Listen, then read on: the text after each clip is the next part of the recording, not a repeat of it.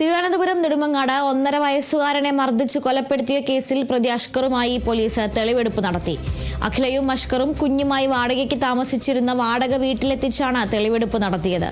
തെളിവെടുപ്പിനിടെ അഷ്കറിനെ നാട്ടുകാർ കയ്യേറ്റം ചെയ്യാൻ ശ്രമിച്ചു.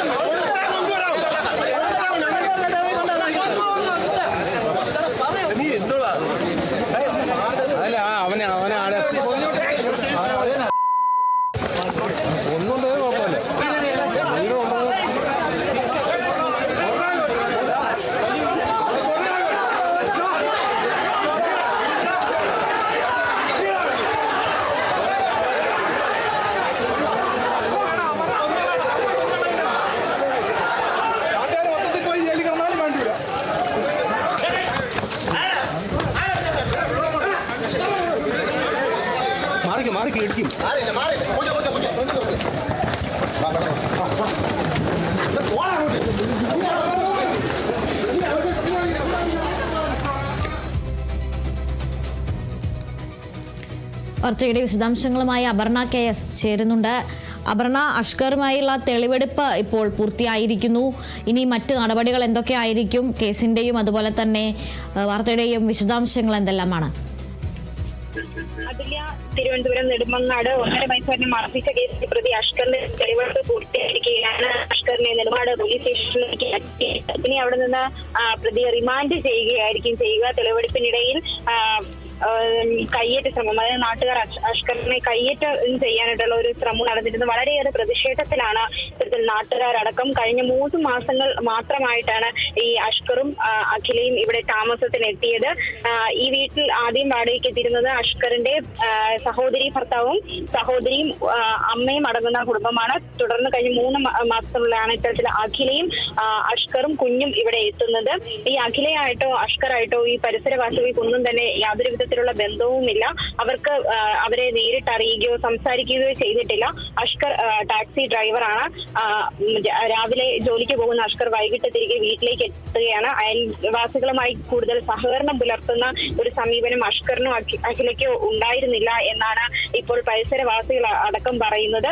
ഇത്തരത്തിൽ കുഞ്ഞിനെ പുറത്തേക്ക് കൊണ്ടുവരികയോ ആളുകളുമായിട്ട് സംസാരിപ്പിക്കുകയോ ഇടപെടുകയോ ചെയ്യുന്ന ഒരു സ്വഭാവം ഇല്ലായിരുന്നു. അഖിലയെ കണ്ടിട്ട് പോലുമില്ല എന്നാണ് പല പരിസരവാസികളും ഇപ്പോൾ പ്രതികരിച്ചിരിക്കുന്നത്.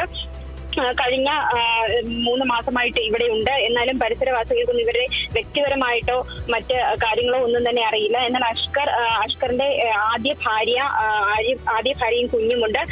കുഞ്ഞിന് ട്യൂമറാണ്. അഷ്കർ ആദ്യ ഭാര്യയിലുള്ള കുഞ്ഞിനെയും ഇത്തരത്തിൽ നിരന്തരം ഉപദ്രവിച്ചിരുന്നതായിട്ട് ഇവർ വ്യക്തമാക്കുന്നുണ്ട്. കൂടാതെ തന്നെ അഷ്കർ ജോലി ചെയ്തിരുന്ന ഒരു ഡാൻസ് സ്കൂളിലെ ഒരു യുവതി കഴിഞ്ഞ ദിവസം ആത്മഹത്യ ചെയ്തിരുന്നു. അതിലും അഷ്കറിന് പങ്കുണ്ട് എന്ന തരത്തിലുള്ള ആരോപണങ്ങളും ഒക്കെ തന്നെ ഉയർന്നു വരുന്നുണ്ട്. കടുത്ത മർദ്ദനമാണ് ഈ 1.5 വയസ്സുകാരൻ നേരിട്ടിരുന്നത്. 51 മുറിപ്പാടുകളാണ് ഇത്തരത്തിൽ ഈ കുട്ടിയുടെ ദേഹത്തുണ്ടായിരുന്നതായിട്ട് പോസ്റ്റ്മോർട്ടം റിപ്പോർട്ടിൽ പറയുന്നത്. ജനനേന്ദ്രിയത്തിൽ അടക്കം മുറിവുകൾ ഉണ്ടായിരുന്നു. കൂടാതെ കുട്ടിയുടെ കാൽ വെള്ളയിൽ പൊള്ളലേറ്റ പാടുകൾ ഉണ്ടായിരുന്നു. സിഗരറ്റ് കുറ്റി കൊണ്ട് കുത്തിയതുപോലെയുള്ള പാടുകളും ഈ കുട്ടിയുടെ ദേഹത്ത് ആസകലം ഉണ്ടായിരുന്നു. ഈ വീട്ടിലുണ്ടായിരുന്നത് അഷ്കറിന്റെ ഉമ്മ അഖില, അഷ്കറിന്റെ സഹോദരി ഭർത്താവ് എന്നിവരാണ്. ഇവർക്കും ഇത് സംബന്ധിച്ച കാര്യത്തിൽ വ്യക്തമായ അറിവുണ്ട്. അവർ ഈ കുറ്റകൃത്യത്തിൽ മിണ്ടാതിരിക്കുന്ന ഒരു നിലപാടാണെങ്കിൽ സമീപനമാണ് എടുത്തിരുന്നത്. അഖിലയുടെ ആദ്യ ഭർത്താവ് അഖിലുള്ള കുട്ടിയാണ് ഈ നെടുമങ്ങാട് മരിച്ച ഈ കുട്ടി 1.5 വയസ്സുകാരൻ. അഖില ഈ കുട്ടീനെ ഗർഭം ധരിച്ചിരിക്കുന്ന വേളയിലാണ് ആത്മഹത്യ ചെയ്യുന്നത്. തുടർന്നാണ് അഷ്കറും അഖിലയും സൗഹൃദത്തിലാവുന്നതും പിന്നീട് ഒരുമിച്ച് താമസം ആരംഭിക്കുന്നതും. അഷ്കറും അഖിലയും നിയമപരമായി വിവാഹിതരല്ല. ഈ അഷ്കർ നിരന്തരമായി കുട്ടീനെ ഉപദ്രവിക്കുന്ന ഒരു നിലപാടാണ് സ്വീകരിച്ചിരുന്നത്. ഇതിനെതിരെ കുട്ടിയുടെ അടുത്ത ബന്ധുക്കളടക്കം പോലീസിൽ പരാതി നൽകിയിരുന്നു. അഖിലയുടെ അമ്മ അടക്കമുള്ളവർ പോലീസിൽ കഴിഞ്ഞ ദിവസം പരാതി നൽകിയിരുന്നു. കുട്ടി കഴിഞ്ഞ 2 മാസങ്ങൾക്ക് മുമ്പ് വീട്ടിൽ നിന്ന് കളിക്കുന്നതിനിടയിൽ സൈക്കിളിൽ നിന്ന് വീണ കുട്ടിയുടെ 2 കൈയും ഒടിഞ്ഞു എന്ന് അഖില ബന്ധുക്കളോട് അറിയിച്ചിരുന്നു. അഖില ഫോണിൽ ഈ കുട്ടിയുടെ ചിത്രം സ്റ്റാറ്റസ് ഇട്ടപ്പോഴാണ് ഈ ബന്ധുക്കളടക്കം ഈ കാര്യം അറിയുന്നത്. അത് ചോദ്യം ചെയ്ത് അമ്മ ഇത്തരത്തിൽ അഷ്കർ ഉപദ്രവിച്ചതാണെന്നുള്ളൊരു സംശയം പ്രകടിപ്പിക്കുന്നു. തുടർന്ന് പോലീസിൽ പരാതി നൽകുന്നു. എന്നാൽ പോലീസ് വേണ്ട രീതിയിൽ ആ വിഷയത്തെ കൈകാര്യം ചെയ്തില്ല. അമ്മ അഖിലയോടൊപ്പം ഈ കുട്ടിയെ പറഞ്ഞയക്കുകയായിരുന്നു. ഈ അഖിലയുടെ അമ്മ അടക്കമുള്ള ബന്ധുക്കൾ നിരന്തരം ആവശ്യപ്പെട്ടിരുന്നത് കുട്ടിയെ അവരുടെ ഒപ്പം അയക്കണമെന്നുള്ളതാണ്. ഈ അഖിലിന്റെ മാതാപിതാക്കളും ഇത്തരത്തിലൊരു ആവശ്യം ഉന്നയിച്ചിരുന്നു. എന്നാൽ പോലീസിന്റെ ഭാഗത്തുനിന്ന് അത് സംബന്ധിച്ച് യാതൊരുവിധ നടപടിയും ഉണ്ടായില്ല. കുട്ടിയെ അഖിലയുടെ കൂടെ തന്നെ അയക്കുകയായിരുന്നു. ഒരുപക്ഷെ പോലീസ് വേണ്ട നടപടി സ്വീകരിച്ചിരുന്നെങ്കിൽ, കൃത്യമായ അന്വേഷണം ആ പരാതിയിൽ മേൽ നടത്തിയിരുന്നെങ്കിൽ ഇത്തരം ഒരു ദാരുണാന്ത്യം ആ കുട്ടിക്ക് ഒരിക്കലും സംഭവിക്കില്ലായിരുന്നു. കൂടാതെ തന്നെ അഖില ഒരു ഡാൻസറാണ്. ഈ സംഭവം നടക്കുന്ന ദിവസം അഖില വീട്ടിലുണ്ടായിരുന്നില്ല. അഷ്കർ ആയിരുന്നു വീട്ടിലുണ്ടായിരുന്നത്. ശ്വാസകോശത്തിൽ ഭക്ഷണം കുടുങ്ങി എന്നാണ് ആ വേളയിൽ അഷ്കർ പോലീസിന് മൊഴി നൽകിയിരുന്നത്. പിന്നീട് ഇൻക്വസ്റ്റ് നടപടിക്കിടയിലാണ് ഇത് മാത്രമാവില്ല മരണകാരണം എന്ന് വ്യക്തമാക്കുന്ന രീതിയിലുള്ള മുറിവുപാടുകൾ ഈ കുട്ടിയുടെ ശരീരത്തിന്റെ പല ഭാഗങ്ങളിൽ നിന്നായി കണ്ടെത്തിയത്. 51 മുറിവുകളാണ് ഇത്തരത്തിൽ കണ്ടെത്തിയിരിക്കുന്നത്. ഇതിനെ തുടർന്നാണ് പോലീസ് അഷ്കറിനെയും അഖിലയും കസ്റ്റഡിയിലെടുത്ത് ചോദ്യം ചെയ്യൽ ആരംഭിച്ചത്. ആദ്യവേളയിലെല്ലാം തന്നെ ഈ ആരോപണങ്ങളെയൊക്കെ നിഷേധിക്കുന്ന നിലപാടാണ് ഇരുവരും ഉന്നയിച്ചിരുന്നത്. അഷ്കറിനെതിരെ ബന്ധുക്കളടക്കം ഉന്നയിച്ചിരുന്ന ആരോപണങ്ങളെ അഖില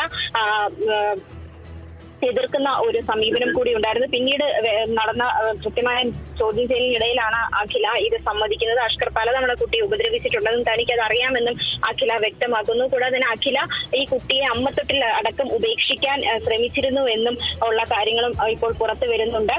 എന്ന അത്തരത്തിലുള്ള ആരോപണങ്ങളെല്ലാം നിലനിൽക്കുകയാണ്. ഇന്ന് അഷ്കറിനെ റിമാൻഡ് ചെയ്യാനുള്ള സാധ്യതകളുമുണ്ട്. ഇപ്പോൾ അഷ്കർ നെടുമങ്ങാട് പോലീസ് സ്റ്റേഷനിലാണ് ഇപ്പോൾ ഉള്ളത്. കൂടുതൽ നടപടികളിലേക്ക് പോലീസ് കടക്കുകയാണ്. അതില്ല. ശരി, അപർണ, നെടുമങ്ങാട് 1.5 വയസ്സുകാരൻ മർദ്ദനമേറ്റ് കൊല്ലപ്പെട്ടതിൻ്റെ തെളിവെടുപ്പ് പൂർത്തിയായിരിക്കുകയാണ്. പ്രതി അഷ്കറിനെ അവർ താമസിച്ചിരുന്ന വാടക വീട്ടിലും പരിസരത്തും എത്തിച്ച് തെളിവെടുപ്പ് നടത്തിയപ്പോൾ വലിയ രീതിയിലുള്ള ജനരോഷമാണ് നേരിടേണ്ടി വന്നത്. അവിടെ തടിച്ചുകൂടിയ നാട്ടുകാർ പ്രതിയായ അഷ്കറിനെ കയ്യേറ്റം ചെയ്യാൻ ശ്രമിക്കുകയൊക്കെ ചെയ്തിരുന്നു. പോലീസ് വലിയ രീതിയിൽ ഇടപെട്ട് തന്നെയാണ് ഈ ഒരു അതിക്രമത്തിൽ നിന്ന് നാട്ടുകാരെയൊക്കെ പിന്തിരിപ്പിച്ചത്. അപർണയാണ് വിവരങ്ങൾ നൽകിയത്.